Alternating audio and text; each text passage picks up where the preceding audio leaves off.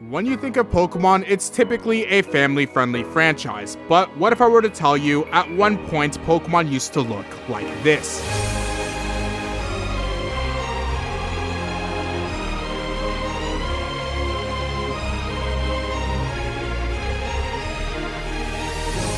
What the hell is this? Let me introduce you to Pokémonsters, the original Pokemon manga, which came out just a few months after the original release of Pokemon Red and Green. Even though this manga is so old, you may have never heard about it because it's banned. Okay, maybe banned might be too harsh of a word, more like a soft ban, but this manga is definitely trying to be kept hidden from the public. The Pokémonsters manga was never sold in America and a bunch of other countries. Only 6 months after this manga release, they ended up creating the Pokemon Adventures manga instead to be the official manga, and you most certainly won't find this manga being promoted anywhere near the official Pokemon company today. But why is that? It's pretty clear when you read it that this manga had a major disconnect with the direction Pokemon wanted to go in. With Pokemon being able to talk, many of the Pokemon designs look very different than how they look today. Things like gambling and underground fight rings were in this manga, and most importantly, the main protagonist of this series and the staple Pokemon wasn't Pikachu, but it was actually Clefairy. There is definitely a lot going on in the original Pokemon manga, so let's take a look and see how different it was today and how the Pokemon franchise could have looked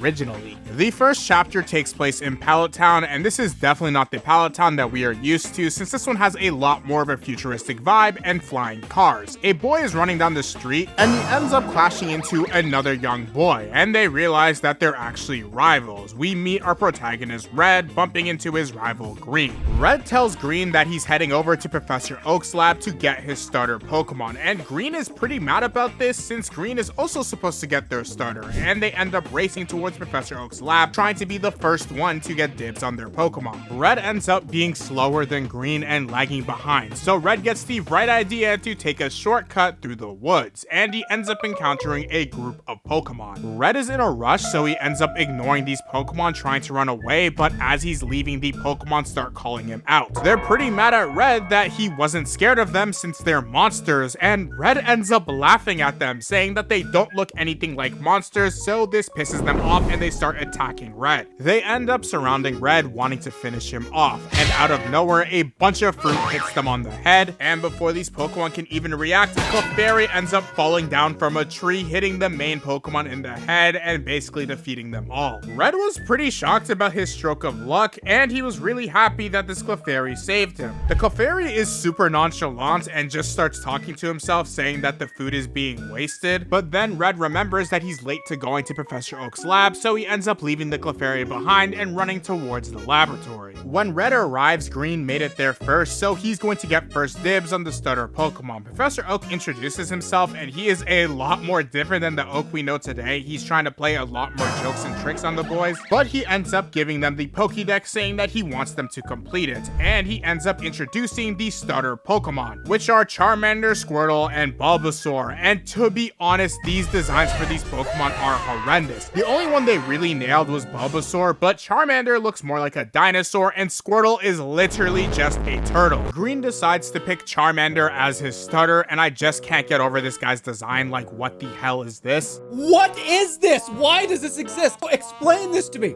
Why does this exist? Charmander ends up speaking, saying that his main weapon is his flame tail and not the fire that he produces from his mouth like he does today. Green gets really hyped about this, and as he's about to leave, out of nowhere he gets hit in the head because Clefairy snuck into the lab. And Professor Oak is pretty happy to see this Pokemon since Clefairy's giving him a back massage, but then afterwards he tells this Pokemon to piss off. Red is pretty happy to see Clefairy again and says that he's going to pick this Pokemon as the starter. Clefairy gets super happy, starts jumping around, and even starts licking Red, saying that he'll do his best. And Professor Oak is pretty crude, saying that this Pokemon sucks and that he deserves a better one, which pisses Clefairy off, and it takes off Oak's wig and runs away.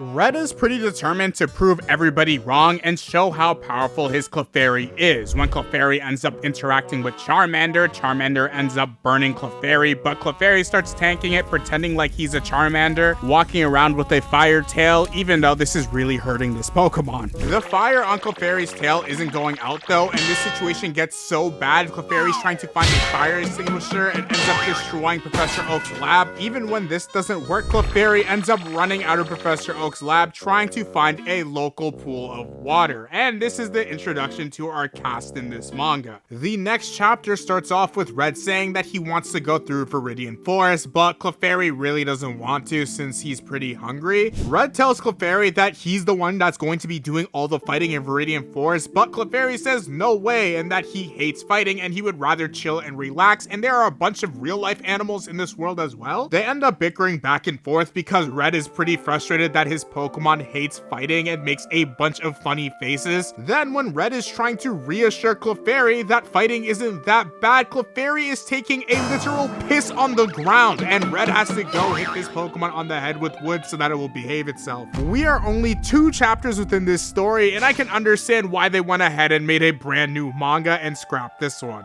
After a bunch of back and forth between Red and Clefairy, they finally end up going to Viridian Forest, and Red must have the worst journey ever because he ends up encountering a Mewtwo, a Meowth with 3 eyes. I'm assuming at the time they thought the coin on his head was a 3rd eye, a Gengar, and a Golem along with a Weedle. Their battle with these wild Pokemon are about to begin, and Clefairy is really scared, wanting Red to use his Pokeballs to catch this wild Pokemon to help them out. And for some reason, instead of Red using his actual Pokeballs, he ends up trying to make a joke about his actual balls. I won't be showing the actual panel, but this quote-unquote joke aged really poorly. This isn't even a one-time instance. There's a lot more of these jokes in this manga, so I am really glad they recognized early this manga was not it and made a brand new one. Well, Mr. Funny Man, is this how you get your sick kicks?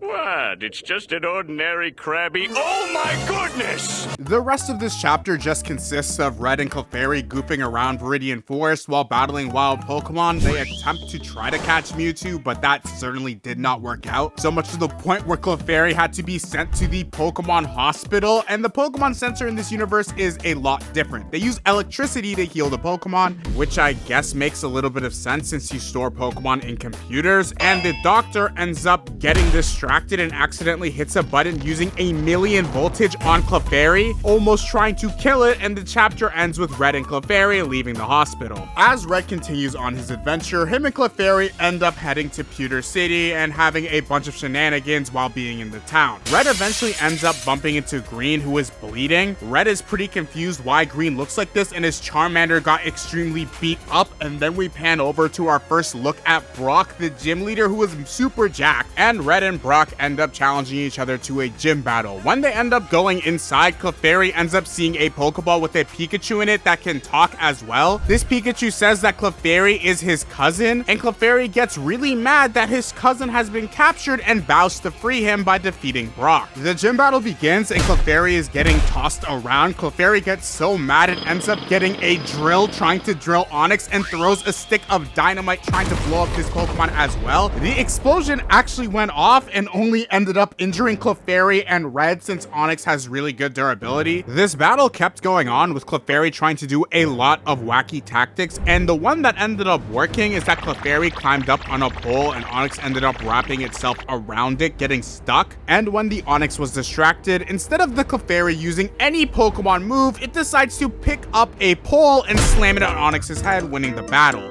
Red and Clefairy were really happy about this win, and Red managed to get his first gym badge, and I guess in this universe there's no rules for these gym battles. Brock is pretty disappointed, and Clefairy ends up freeing Pikachu, and Pikachu ends up joining Red's squad for the official trio of this manga. For a while, this formula of Clefairy and Pikachu goofing around while Red gets into a bunch of trouble was the main format of this manga. They end up fighting Misty in Cerulean City, and Misty looks completely different in this manga, manga, she has a Blastoise and Clefairy is getting absolutely destroyed, and the way Clefairy wins this gym battle is by eating all of the water in the ocean like a gag character and defeating Blastoise. The next gym battle they end up having is against Lieutenant Surge on the SS Anne, and Surge looks a little different in this manga, but kind of accurate. But this gym battle ends the same way as the rest of them, with Clefairy doing a bunch of nonsense and blowing up the SS Anne, causing mass destruction and winning the gym battle. The next few chapters show us what it's like when Pokemon try to rob a store. A Machamp and a bunch of other Pokemon rob it, and Clefairy spends the majority of the chapter trying to get away from them and stopping these robbers, and it somehow ends up working in the end. This manga may have been Clefairy's manga, since Red is basically a side character at this point, since all the chapters focus on Clefairy.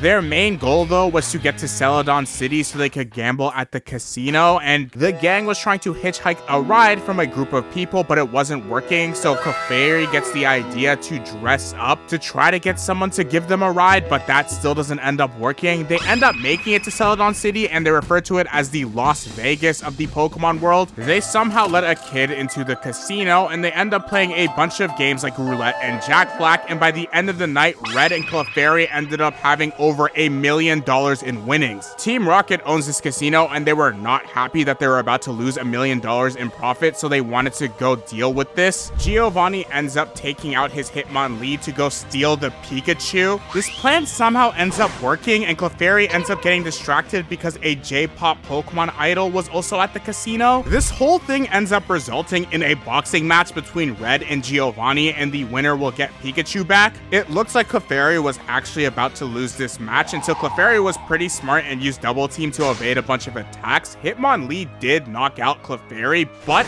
this random substance was ejected into Clefairy, which made it super buff, and it was able to use Mega Punch to knock out the Hitmonlee, winning the battle. And in the end, Red was able to get Pikachu back, but Red ended up losing the $1 million because he betted against Clefairy, and obviously Clefairy won, so they had to cash in their bet. If it isn't clear by now, this is a mix of a battle and gag manga, and there's somehow so many more chapters left of this series, but a lot of them aren't translated in English and might as well be lost media. There is a lot more of Red's journey I didn't cover, but honestly, I've had enough of it, and if you want to actually see a peak Pokemon manga, click the video on your screen because I covered the official one right here.